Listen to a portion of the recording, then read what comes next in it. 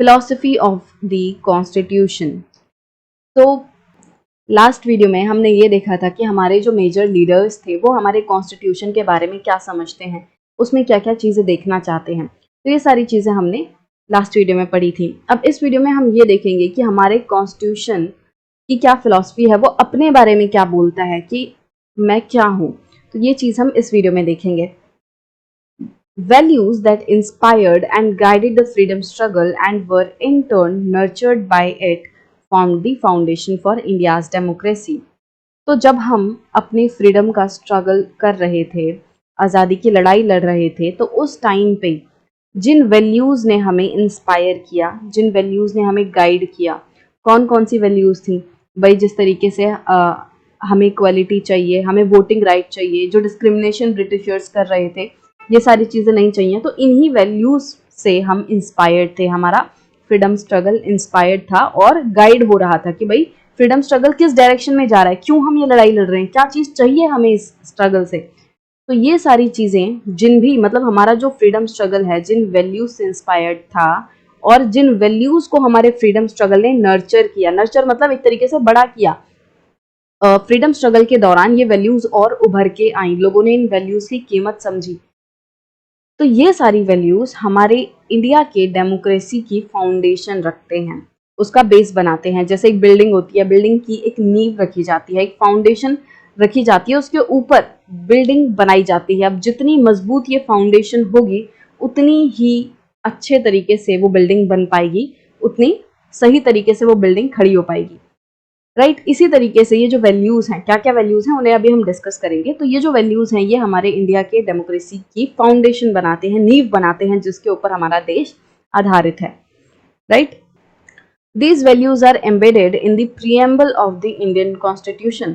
तो वो कौन कौन सी ऐसी वैल्यूज़ हैं जो जिनकी हम बात कर रहे हैं, जिन्होंने हमें इंस्पायर किया, गाइड किया। ये सारी जो वैल्यूज़ हैं ये हमारे कॉन्स्टिट्यूशन में लिखी हुई हैं। They guide all the articles of Indian constitution. और ये जो वैल्यूज प्रियम्बल में लिखी हुई हैं ये हमारी कॉन्स्टिट्यूशन के सारे आर्टिकल्स को गाइड करती हैं। मतलब कि एक राह दिखाती हैं कि गाइड का काम क्या करना क्या होता है, कि आपको ये बताना कि किस डायरेक्शन में जाना है, किस तरीके से काम करना है। तो ये सारी जो वैल्यूज हैं ये हमारे आर्टिकल्स, जो जितने भी कॉन्स्टिट्यूशन में आर्टिकल्स हैं उनको गाइड करते हैं कि कहीं हमारा हम जो चीज़ लिख रहे हैं, जो आर्टिकल में बताया गया है, वो हमारे लोगों के खिलाफ ना चला जाए, या लोगों के ऐसा ना हो कि वो लोगों के भले में नहीं है। तो इस चीज़ को लेकर जो हमारी ये वैल्यूज़ हैं जो कि प्रियम्बल में दी हुई हैं, ये हमें गाइड करती हैं कि सब कुछ लोगों के भले में हो, सब कुछ डेमोक्रेसी के मुताबिक हो।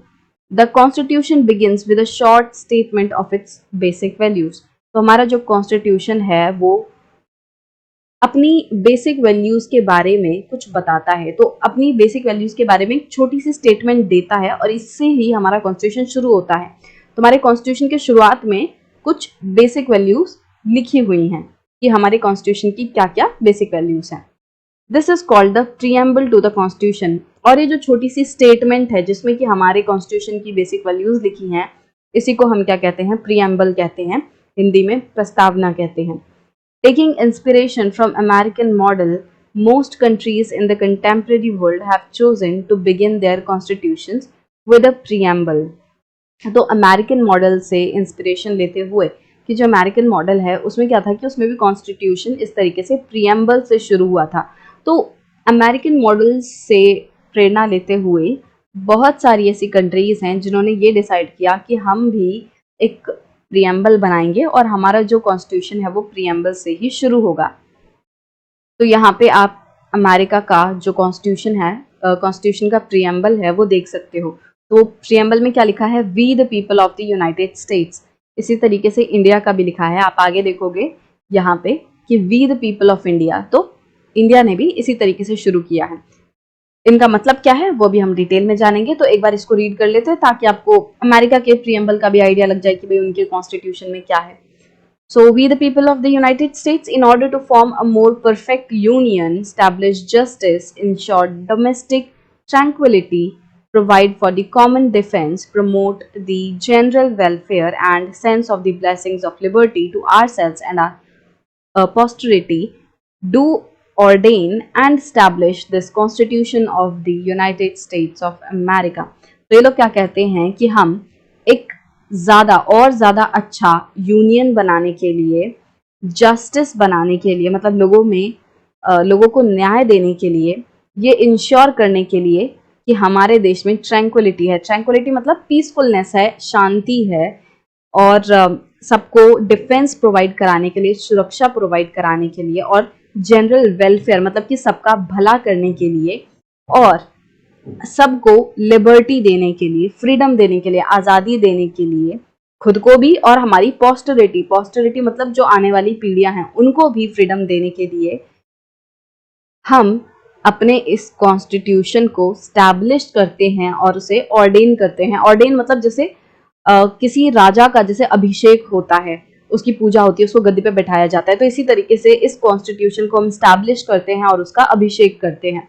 तो ऐसा जो अमेरिका का कॉन्स्टिट्यूशन है वो कहता है। तो उसमें आपने देखा कि भाई कितनी सारी चीज़ें लिखी हुई हैं कि एक यूनियन होगा, तभी इन्होंने नाम लिखा है कि यूनाइटेड स्टेट्स ऑफ अमेरिका। तो ये बहुत सारी स्टेट्स का यूनियन है। जस्टिस ये लोग प्रोवाइड कराएंगे, ट्रैंक्विलिटी मतलब पीसफुलनेस पे ध्यान देंगे, डिफेंस की सबकी सुरक्षा हो, सबका वेलफेयर हो, लिबर्टी होगी। तो ये सारी चीज़ें हमें यूएसए के कॉन्स्टिट्यूशन में देखने मिलेंगी। तो अब हम अपने कॉन्स्टिट्यूशन को भी पढ़ते हैं। तो let us read the preamble of our constitution very carefully and understand the meaning of each of its keywords. तो अब हम अपने इंडिया के कॉन्स्टिट्यूशन के प्रीएम्बल को पढ़ेंगे और उसमें जो भी इंपॉर्टेंट वर्ड्स हैं, की वर्ड्स हैं, उनके मतलब को समझने की कोशिश करेंगे एक एक करके। The preamble of the Constitution reads like a poem on democracy। तो जब हम अपने प्रियम्बल को पढ़ते हैं तो ऐसा लगता है कि जैसे डेमोक्रेसी के ऊपर किसी ने कविता लिखी है। It contains the philosophy on which entire constitution has been built। तो हमारे प्रियम्बल में वो पूरी फिलॉसफी लिखी है जिसपे कि हमारा पूरा कॉन्स्टिट्यूशन बेस्ड है, जिन चीज़ों पे हमारा कॉन्स्टिट्यूशन आधारित है।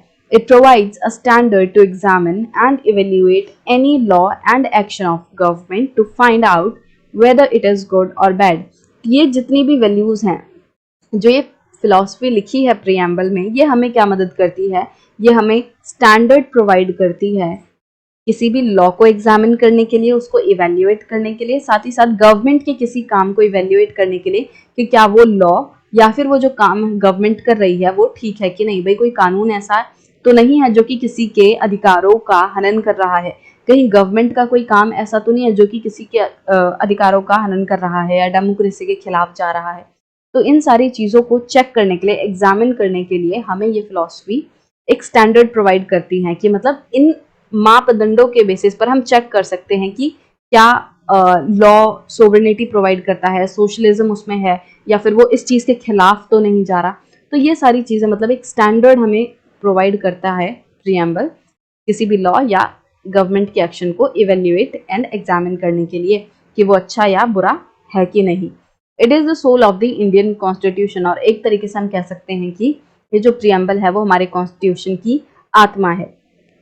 तो कॉन्स्टिट्यूशन में क्या लिखा है? We the people of India, कि हम सारे भारत के लोग having solemnly resolve to constitute India, कि हम ये बहुत ही सीरियसली, गंभीरता से ये प्रण लेते हैं कि हम इंडिया को एक ऐसा नेशन बनाएंगे जो कि सोवरेन है, सोशलिस्ट है, सेक्युलर है, डेमोक्रेटिक रिपब्लिक है, and to secure all its citizens. और इंडिया के सारे सिटीजन्स को हम क्या देंगे? जस्टिस देंगे। कैसा justice? Social justice, economic justice and political justice. ये जस्टिस प्रोवाइड कराएंगे, साथ ही साथ लिबर्टी प्रोवाइड कराएंगे। किस किस चीज़ की liberty? Liberty of thought, liberty मतलब आज़ादी, तो liberty of thought, expression, liberty of belief, liberty of faith and worship, ये सारी चीज़ों की लिबर्टी प्रोवाइड कराई जाएगी। साथ ही साथ इक्वालिटी, किस किस चीज़ की equality? Equality of status and of opportunity and to promote among them all. और सारे लोगों में ये जो इक्वालिटी है वो प्रमोट करना, अपॉर्चुनिटी लोगों को इक्वल रूप से प्रोवाइड करना। Fraternity, assuring the dignity of the individual, हम लोगों को फ्रेटर्निटी प्रोवाइड कराएंगे। फ्रेटर्निटी मतलब भाईचारा, और जो इंडिविजुअल की डिग्निटी है उसकी एक तरीके से जो गरिमा है वो बनी रहे। And the unity and integrity of the nation, और लोगों को हम ये प्रोवाइड कराएंगे कि जो देश है वो यूनाइट रहे, देश में इंटीग्रिटी बनी रहे, तो ये सारी चीजें हम इंश्योर करेंगे। In our Constituent Assembly, this 26th day of November 1949, do hereby adopt, enact and give to ourselves the Constitution। और हमारी कॉन्स्टिट्यूएंट असेंबली में ये जो दिन है 26 नवंबर 1949 का, इस दिन हम सारे लोग मिलके, हम जो भारत के निवासी हैं, जो भारत के लोग हैं, वो सारे मिलके इस कॉन्स्टिट्यूशन को अडॉप्ट करते हैं, इनैक्ट करते हैं और अपने आप को ही हम ये कॉन्स्टिट्यूशन देते हैं। तो ऐसा हमारे कॉन्स्टिट्यूशन में लिखा है। तो हमने ये पढ़ तो लिया, इसका हमें बेसिक थोड़ा थोड़ा आइडिया भी लग गया, बट अभी हमें इन इम्पॉर्टेंट टर्म्स को समझना बाकी है, क्योंकि इनका नॉर्मल भाषा में हम कह सकते हैं कि हमें मतलब पता हो, बट एक्चुअली ये क्या कह रहे हैं वो समझना हमें ज़रूरी है। सो स्टार्ट करते हैं we the people of India से, कि ये जो we the people of India है ये क्या कह रहा है। So we the people of India मतलब the constitution has been drawn up and enacted by the people through their representatives and not handed down to them by a king or any outside powers। तो we the people of India कह के कि हम सब भारत के लोग, ये चीज़ अपने प्रियम्बल में लिख के हम ये बताना चाहते हैं कि हमारा जो कॉन्स्टिट्यूशन है वो हम सब ने मिल के लिखा है और उसे इनेक्ट किया है अपने रिप्रेजेंटेटिव्स के थ्रू। ऑब्वियसली हमने खुद डायरेक्टली पार्टिसिपेट नहीं किया है, we have participated in the making of our constitution by our elected representatives। So our representatives have drawn and enacted this constitution, but we have participated in this making of constitution indirectly। तो हमने भी इसमें participate किया है, हमने अपने representatives के through participate किया है। तो इस तरीके से हमने अपना कॉन्स्टिट्यूशन बनाया है, और ये जो कॉन्स्टिट्यूशन है वो हम सब ने मिलकर बनाया है, भारत के लोगों ने बनाया है, ना कि किसी राजा या महाराजा ने हमें ये सौंपा है, या किसी आउटसाइड पावर ने हमें ये चीज़, ये कॉन्स्टिट्यूशन नहीं दिया है, ये हमने खुद अपने आप से बनाया है। Then comes the word sovereign, कि हमने बोला कि we the people of India having solemnly resolve to constitute India into a sovereign nation. तो हम सारे भारत के लोग जो हैं ये प्रण लेते हैं, हमने ये एक तरीके से ये डिसीजन लिया है कि हम इंडिया को एक सोवरेन नेशन बनाएंगे। तो सोवरेन का मतलब क्या है? People have supreme right to make decisions on internal as well as external matters. Sovereign का मतलब कि जो लोग हैं, जो जनता है, उसको सबसे बड़ा अधिकार है, मतलब कि जो हाईएस्ट ऑथोरिटी है डिसीजन मेकिंग की, वो लोगों के पास है। कोई और राजा या रानी नहीं है जो हमें रूल करेगा, हम सारे लोग खुद मिलके रूल करेंगे, और हमें ये अधिकार है कि हम अपने इंटरनल डिसीजंस, मतलब कि देश के अंदर जितनी भी चीज़ें हो रही हैं उनसे रिलेटेड डिसीजंस, साथ ही साथ जो एक्सटर्नल मैटर्स होते हैं, मतलब हमारे देश के दूसरे देशों के साथ जो मैटर्स होते हैं उनसे रिलेटेड भी हम डिसीजंस खुद ले सकें। No external power can dictate the government of India, और कोई बाहर की पावर हमें डिक्टेट नहीं करेगी, हमारे ऊपर राज नहीं करेगी। जैसे ब्रिटिशर्स हम पे रूल कर रहे थे, तो जब ब्रिटिशर से हम आज़ाद हुए, इसका मतलब हम एक सोवरेन नेशन बने कि अब हम हमारे ऊपर खुद रूल करेंगे, कोई और हम पे रूल नहीं करेगा। तो वो हो गया सोवरेन, जहाँ लोगों की सबसे ऊपर पावर है और जहाँ पे सारे डिसीजंस लोग खुद ले रहे हैं। कैसे? अपने रिप्रेजेंटेटिव्स के थ्रू। Then comes the word socialist, कि इंडिया को हम एक सोशलिस्ट नेशन बनाएंगे। सोशलिस्ट का मतलब क्या है? Wealth is generated socially and should be shared equally by society, कि जो वेल्थ है, वो जो संपत्ति है, वो हम सारे लोग मिलके, जितने भी लोग हैं वो सब मिलके वेल्थ बनाएंगे, और फिर वो जो वेल्थ है वो सब में इक्वली डिवाइड होगी, मतलब शेयर होगी, सब लोग इक्वली उसको शेयर करेंगे। कि ऐसा नहीं है कि अगर मान लो हमारे देश में कोई नई टेक्नोलॉजी जो है वो इजाद हुई है, हम सब ने मिलके कुछ नया निकाला है, कोई नई टेक्नोलॉजी निकाली है जिससे कि लोगों का भला होने वाला है, तो ऐसा नहीं होगा कि वो जो चीज़ है, वो जो टेक्नोलॉजी है, वो सिर्फ और सिर्फ कुछ लोगों द्वारा ही यूज़ की जा सकती है। ऐसा नहीं होगा भाई, सबको अधिकार होगा कि भाई आप उस टेक्नोलॉजी को यूज़ कर सकते हो। मतलब बेसिकली सोशलिज्म का मतलब ये होता है कि जहाँ पे सारे लोग मिलके, फॉर एग्जाम्पल आपको बहुत आसानी से अगर मैं बताऊं, तो मान लो एक खेत है, एक पूरा गांव है, और यही पूरा गांव मतलब देश है, जो भी है, एक देश मान लो, चलो ये देश है, इसमें 100 लोग रहते हैं। तो ये 100 लोगों ने क्या डिसाइड किया कि हम 100 के 100 लोग मिलके ये जो जितनी भी जमीन है हमारे पूरे देश में, उसको हम खेती में लाएंगे, उस जमीन पे हम सारे मिल के खेती करेंगे। तो हमने क्या किया, वेल्थ जनरेशन में सब इक्वली पार्टिसिपेट कर रहे हैं। सब क्या कर रहे हैं, जो वेल्थ जनरेट होगी, जो अनाज जनरेट होगा, जो प्रोड्यूस होगा, वो ऐसा नहीं होगा कि किसी एक पर्सन ने बनाया है, बल्कि उसमें देश के सारे लोगों ने पार्टिसिपेट किया है। तो इस देश की ये जो जिसमें 100 लोग रह रहे हैं, इसमें जितने भी 100 के 100 लोग थे, उन सब ने मिलके खेती की और एक ही जमीन पे की। मतलब ऐसा नहीं किया उन्होंने 100 लोगों में जमीन को बांटा नहीं, बल्कि सारी जमीन पे मिल के खेती की। और अब इस खेती से जो भी प्रोड्यूस होगा उसको उन्होंने अपने हिसाब से बांट लिया, राइट। तो वो फिर जो अनाज निकला उसको सब में बांट दिया गया। तो ये क्या है, ये सोशलिज्म है कि लोगों ने वेल्थ कैसे जनरेट की, खुद पार्टिसिपेट करके, राइट। और उसके बाद उसको इक्वली शेयर भी कर लिया गया। तो ये चीज है सोशलिज्म की। बेसिकली इस कॉन्सेप्ट पे सोशलिज्म आधारित है कि हमारी जो वेल्थ जनरेशन होगी वो सबके द्वारा होगी, सोशली मतलब सारे लोग मिलकर करेंगे, और फिर जो वेल्थ जनरेट हुई है उसे हम सोसाइटी में इक्वली बांटेंगे, शेयर करेंगे। Government should regulate the ownership of land and industry to reduce socio-economic inequalities. अब देखो, अब जब कम नंबर में हो, जब 100 लोगों 50 लोगों, तो ये चीज ऐसे पॉसिबल हो सकती है कि सारे मिलके इस तरीके से खेती कर लें, है ना। एग्जाम्पल खेती का ले रहे हैं, बाकी सब कुछ इंक्लूड है। वेल्थ जनरेशन मतलब कि भाई फैक्ट्री में काम होना या जितने भी चीजें होती हैं, जिस भी तरीके से संपत्ति बनाई जा सकती है, वो सारी चीजें इंक्लूड है। तो जब 150 लोग हों तब तो ये पॉसिबल है कि हाँ चलो एक जमीन है उस पर सारे मिलके खेती कर रहे हैं। बट अब देखो कितना बड़ा देश है, मतलब India is a very large country. अब एरिया वाइज भी बहुत बड़ी है, इसमें जनसंख्या भी बहुत ज्यादा है, it's highly populated, world's populated country है। तो क्या इतने बड़े नेशन में विद दिस मैनी पीपल ये पॉसिबल होगा कि हम इस तरीके से सारे मिलके एक जगह पे खेती वगैरह कर पाए?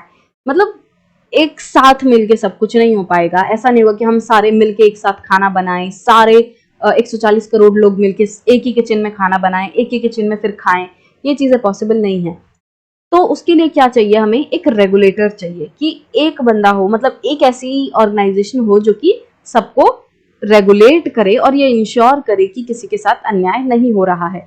मतलब कि हम ऊपर एक बॉडी बना दें जिसको कि हम बोलें कि ये सारी जमीनें हम सब की, हम 140 करोड़ लोगों की ये पूरी जमीन है और ये जमीन हम आपके हवाले करते हैं, आपको हम इसे रेगुलेट करने के लिए दे रहे हैं कि आप इस जमीन का सही से इस्तेमाल करो।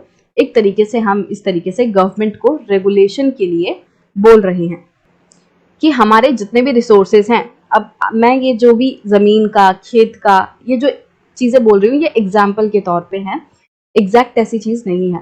तो हमारे देश में जितने भी रिसोर्सेज हैं उनको रेगुलेट करने के लिए हम एक बॉडी रख लेते हैं, गवर्नमेंट बना रहे हैं, जो कि क्या इंश्योर करेगी कि देश में जो ओनरशिप ऑफ लैंड है, इंडस्ट्री है, या जितने भी रिसोर्सेज है, जितने भी चीजें हैं, वो सही तरीके से इस्तेमाल हो, सबके फायदे के लिए इस्तेमाल हो। ऐसा ना हो कि कोई एक पर्टिकुलर पर्सन उसका मजा ले जा रहा है और दूसरा पर्सन परेशान हो रहा है। तो ये चीज नहीं होनी चाहिए।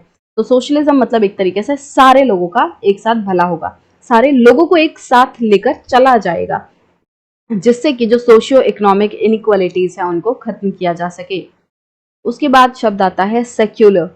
तो ये वर्ड तो आपने बहुत ज़्यादा सुना होगा कि India is a secular nation, और मतलब न्यूज़ वगैरह में भी ये चीज़ चलती है।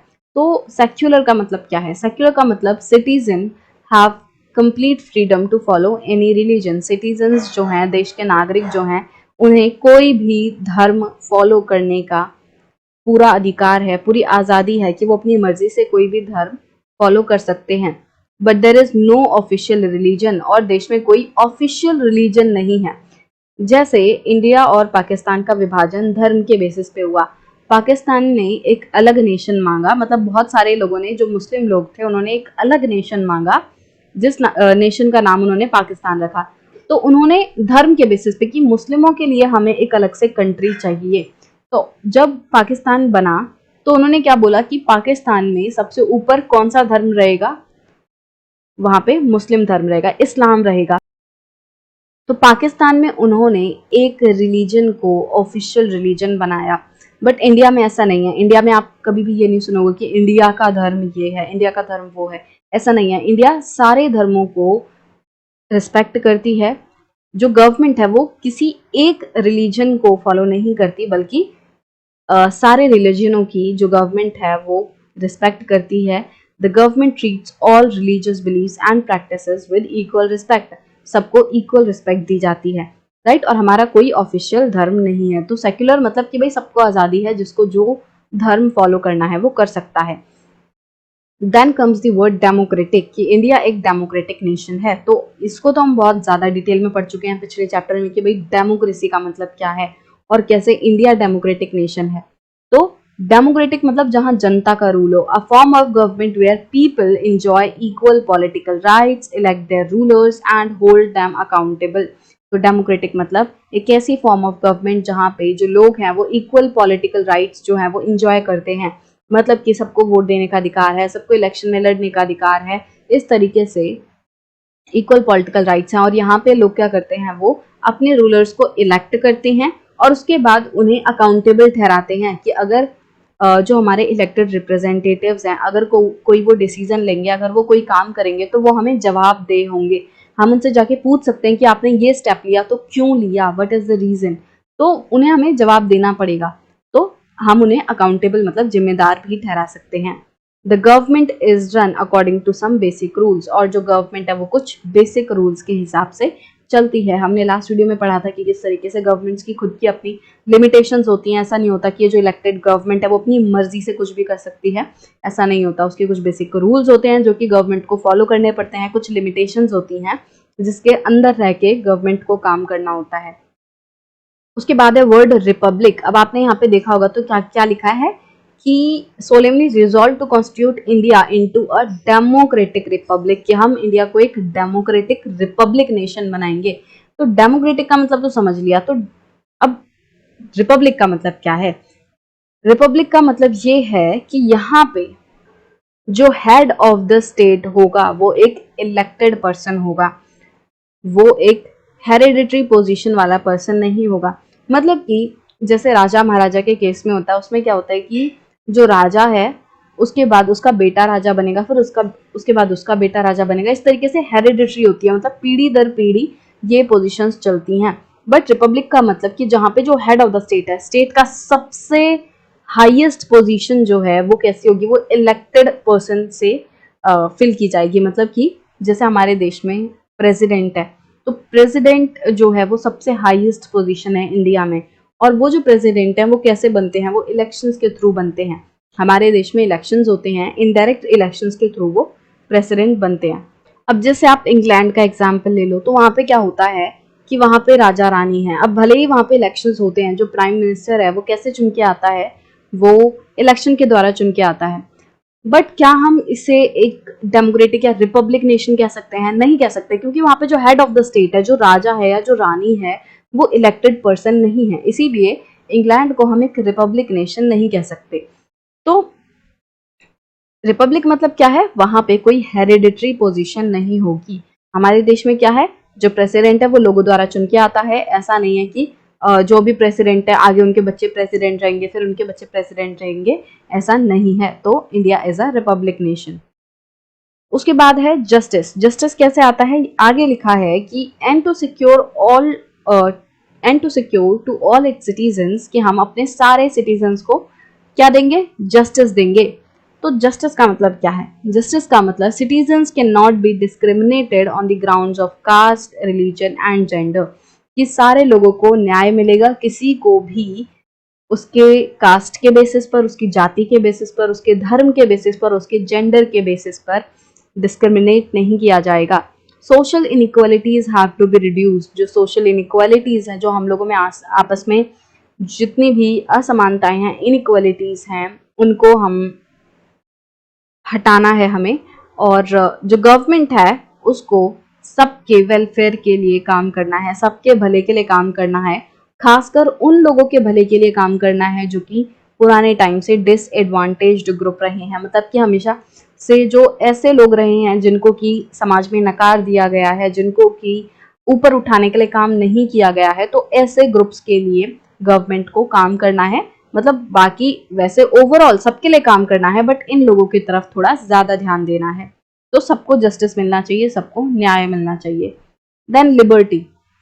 लिबर्टी का मतलब है there are no unreasonable restrictions on the citizens in what they think, how they wish to express their thoughts and the way they wish to follow up their thoughts in action. Liberty का मतलब कि कोई भी ऐसा unreasonable, मतलब कि बिना मतलब का, जिसका कोई लॉजिक नहीं है, ऐसा फालतू कोई रिस्ट्रिक्शन नहीं होनी चाहिए लोगों के ऊपर। किस चीज के ऊपर? वो पर्सन कैसा सोचता है, क्या वो सोचता है, किस तरीके से वो अपने आप को एक्सप्रेस करना चाहता है, किस तरीके से वो अपने थॉट्स को एक्शन में लाना चाहता है, उन पे काम करना चाहता है। इन चीजों के ऊपर कोई फालतू रिस्ट्रिक्शन नहीं होनी चाहिए। जितनी रीजनेबल है, जितनी जरूरी है, उतनी रिस्ट्रिक्शंस होनी चाहिए। जैसे कोई पर्सन बोल रहा है, देश के खिलाफ बोल रहा है, तो उस पर्सन पे रिस्ट्रिक्शन होगी। उसको मतलब बोला जाएगा कि नहीं, आप देश के खिलाफ इस तरीके से, देश के बुरा, इसलिए इस तरीके से ऐसा नहीं बोल सकते, देश के बारे में बुरा। जैसे कोई देश को गाली दे रहा है, कोई इस तरीके से कुछ कर रहा है, तो उसको हमें रोकना पड़ेगा। बट इसके अलावा मतलब जितने अनरीजनेबल रिस्ट्रिक्शंस हैं वो नहीं होनी चाहिए। ये मैंने आपको देश का एक एग्जांपल दिया। तो इस तरीके से जितनी भी रीजनेबल रिस्ट्रिक्शंस हैं वो चलेंगी, बट अनरीजनेबल रिस्ट्रिक्शंस नहीं होनी चाहिए। तो वो चीज हो गई, सबको आजादी है कि वो अपने आप को किस तरीके से एक्सप्रेस करना चाहते हैं, क्या वो सोचते हैं, किस तरीके से वो अपने आप को एक्सप्रेस कर रहे हैं, अपने थॉट्स को एक्शन में ला रहे हैं। तो वो उनकी मर्जी है, वो कर सकते हैं। उसके बाद है सबको इक्वलिटी मिलेगी, मतलब कि सारे लोग जो हैं वो लॉ के सामने इक्वल हैं। जो कानून है वो सबको एक समान तरीके से, समान रूप से ट्रीट करेगा। कोई भी ऊपर या कोई भी नीचे नहीं होगा कानून की नजरों में। The traditional social inequalities have to be ended. और जो पुराने टाइम से हमारे यहाँ सोशल इनइक्वालिटीज चली आ रही हैं, लोगों के बीच में डिफरेंसेस हैं, जातीय सिस्टम है, और जो अमीरी गरीबी का ये जो डिफरेंस बहुत बड़ा है, इन सभी चीजों का असर कानून के ऊपर नहीं होना चाहिए। इनको हमें खत्म करना है। The government should ensure equal opportunities for all. और जो गवर्नमेंट है उसे ये इंश्योर करना है कि सबको इक्वल अपॉर्चुनिटीज मिले, सबको समान रूप से मौका मिले आगे बढ़ने का। Then is the word fraternity, कि आखिर में यहाँ लिखा है कि fraternity assuring the dignity of the individual and unity and integrity of the nation, कि हम अपने देश में लोगों को फ्रेटर्निटी प्रोवाइड कराएंगे, इंश्योर करेंगे। तो all of us should behave as if we are members of the same family. Fraternity मतलब भाईचारा। हमें इस तरीके से बिहेव करना है जैसे कि हम सारे एक ही फैमिली के मेंबर हों। No one should treat a fellow citizen as inferior. किसी को भी अपने साथ के दूसरे नागरिक को अपने से नीचे ट्रीट नहीं करना है। मतलब कि किसी को, दूसरे पर्सन को अपने से बेकार या अपने से नीचे नहीं समझना है। सबको समान रूप से ट्रीट करना है, भाई बहनों की तरह ट्रीट करना है। आप स्कूल में भी प्लेज लेते होंगे कि हम सब भारतवासी भाई बहन हैं। तो इस तरीके से हमें प्यार से, भाईचारे से रहना है। अब यहाँ पे नीचे एक नोट दिया हुआ है जिसमें बताया है कि ये जो टर्म सोशलिस्ट एंड सेक्युलर हैं, ये हमारे प्रियम्बल में 42nd कॉन्स्टिट्यूशनल अमेंडमेंट के थ्रू ऐड की गई थी 1976 में। तो हमारा जो ओरिजिनल प्रियम्बल था उसमें सोशलिस्ट एंड सेक्युलर वर्ड नहीं थे। ये जो दो वर्ड हैं ये हमारे कॉन्स्टिट्यूशन में 42nd अमेंडमेंट के थ्रू ऐड किए गए हैं। 42nd कॉन्स्टिट्यूशनल अमेंडमेंट मतलब कि जब हमारे कॉन्स्टिट्यूशन में 42nd टाइम चेंज किया गया था। तो अमेंडमेंट मतलब होता है कि चेंज करना। तो 1976 में 42nd कॉन्स्टिट्यूशनल अमेंडमेंट हुई थी जिसके थ्रू इन दो वर्ड्स को ऐड किया गया। So let us give it a reading again, क्योंकि अब हमें इन शब्दों का, इन चीजों का मतलब समझ आ चुका है। तो हमें एक बार वापस से पढ़ने से अच्छे से समझ आ जाएगा कि हमारा कॉन्स्टिट्यूशन का जो प्रियम्बल है वो क्या कहना चाह रहा है। तो we the people of India, हम सारे जो भारतवासी हैं, हमारे ऊपर किसी का जोर नहीं है। हमारे ऊपर कोई भी पर्सन इस प्रियम्बल को, इस कॉन्स्टिट्यूशन को हम पे थोप नहीं रहा है, बल्कि हम सब ने मिलके ये बनाया है। Having solemnly resolve to constitute, हम सारे लोग मिलके इंडिया को एक कॉन्स्टिट्यूट करना चाहते हैं, बनाना चाहते हैं इनटू अ, कैसा बनाना चाहते हैं, सोवरेन नेशन, मतलब कि जहाँ पे सारे लोग जो हैं वो मिलके इंटरनल एंड एक्सटर्नल मैटर्स पे डिसीजन लेते हैं, मतलब कि डिसीजन मेकिंग का अधिकार लोगों को है। कोई और राजा रानी या कोई और बाहर का आदमी आके हमें नहीं बता सकता क्या करना है क्या नहीं। हम जितने भी देश के लोग हैं वो खुद डिसीजन मेकिंग में पार्टिसिपेट करेंगे। तो डिसीजन मेकिंग का अधिकार किसको है? जनता को है। सोवरेन मतलब ये है। तो फिर सोशलिस्ट नेशन बनाएंगे, मतलब कि जिसमें हम सोशलिज्म का जो कॉन्सेप्ट है कि हम सारे मिलके वेल्थ को जनरेट करेंगे और उसके बाद उसे शेयर करेंगे, तो अपने देश को सोशलिस्ट बनाना है। देन सेक्युलर बनाना है। सेक्युलर मतलब जिसमें सारे धर्मों को समान रूप से ट्रीट किया जाए, रिस्पेक्ट की जाए। देन डेमोक्रेटिक मतलब जहाँ पे जनता रूल करेगी, वो अपने लीडर्स को इलेक्शन के थ्रू चुनेगी। और रिपब्लिक जहाँ पे हमारी जो टॉप पोजीशन पे पर्सन है, जो सबसे ऊंची पावर है, ऑथोरिटी है, वो इलेक्टेड होगी। And to ensure all its citizens, और हम सारे लोगों को कैसे क्या देंगे? जस्टिस देंगे। सोशल जस्टिस होगा कि सोसाइटी में किसी के साथ अन्याय ना हो। इकोनॉमिक जस्टिस मतलब कि ऐसा ना हो कि भाई गरीब है और गरीब होता जा रहा है या अमीर है, मतलब इकोनॉमिक टर्म्स में भी हम लोगों को हेल्प करेंगे कि उनके साथ जस्टिफिकेशन हो। पॉलिटिकली भी ऐसा ना हो कि किसी के साथ अन्याय हो रहा है। तो इन सभी टर्म्स में हम लोगों को जस्टिस प्रोवाइड कराएंगे, हम लोगों को आज़ादी प्रोवाइड कराएंगे, लिबर्टी प्रोवाइड कराएंगे कि वो जो सोचना चाहते हैं सोच सकते हैं, जो एक्सप्रेस करना चाहते हैं जिस तरीके से एक्सप्रेस कर सकते हैं, जिस चीज़ पे वो बिलीव करना चाहते हैं वो कर सकते हैं, जिस चीज़ में भी वो फेथ रखते हैं, विश्वास रखते हैं, वर्शिप करना चाहते हैं, वो कर सकते हैं। इतनी आज़ादी है सबको। इक्वलिटी रहेगी स्टेटस की कि सारे लोग नागरिक हैं, सब कानून के आगे इक्वल हैं, कोई ऊपर या नीचे नहीं होगा। सबको अपॉर्चुनिटी की इक्वलिटी मिलेगी कि सबको इस तरीके से पढ़ाया लिखाया जाएगा, सबको इस काबिल बनाने के लिए काम करेंगे हम, ताकि वो जो भी बनना चाहते हैं वो बन सकते हैं, जिस भी फील्ड में वो जाना चाहें वो जा सकते हैं। तो सबको अपॉर्चुनिटीज प्रोवाइड करानी है, मौका प्रोवाइड कराना है। And to promote among them all, और ये जो इक्वल स्टेटस है, अपॉर्चुनिटी है, इसको सारे लोगों में प्रमोट करना है, बढ़ावा देना है इसे। Fraternity assuring the dignity of the individual and the unity and integrity of the nation. हमें लोगों को फ्रेटर्निटी प्रोवाइड करानी है, देश में ये इंश्योर करना है कि भाईचारा हो, सारे लोगों की गरिमा बनी रहे, किसी से उसकी गरिमा ना छीनी जाए, उससे डिग्निटी ना छीनी जाए, देश यूनाइट रहे, हम सब एक रहें। और integrity of the nation, integrity मतलब जो कुछ मोरल प्रिंसिपल्स होते हैं, जिन मूल वैल्यूज पे हमारा देश आधारित होता है, तो जो मोरल्स होते हैं, मोरल वैल्यूज होती हैं, तो वो भी देश की बनी रहें, इस चीज़ को हमें इंश्योर करना है। उसके बाद हमने पढ़ा कि हाँ 1949 में 26 नवंबर को हमने हमारा जो कॉन्स्टिट्यूशन है उसे अडॉप्ट कर लिया था। और इस दिन को 26 नवंबर को इसीलिए हम अब क्या मनाते हैं? कॉन्स्टिट्यूशन डे मनाते हैं। इसको हमने लागू कब किया था? वो था 26 जनवरी 1950।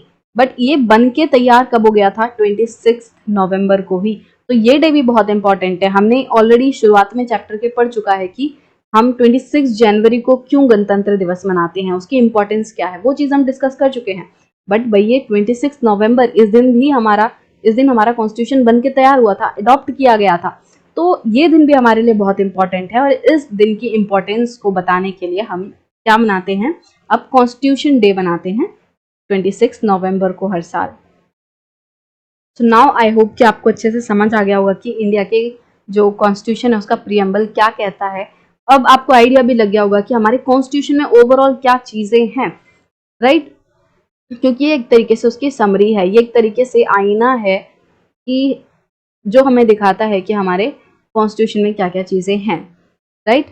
सो आई होप कि आपको इसकी जितनी भी टर्म्स हैं वो सही से समझ आ गई होंगी, उनका मतलब क्लियर हो गया होगा, और ओवरऑल प्रीएम्बल क्या कहता है वो भी समझ आ गया होगा।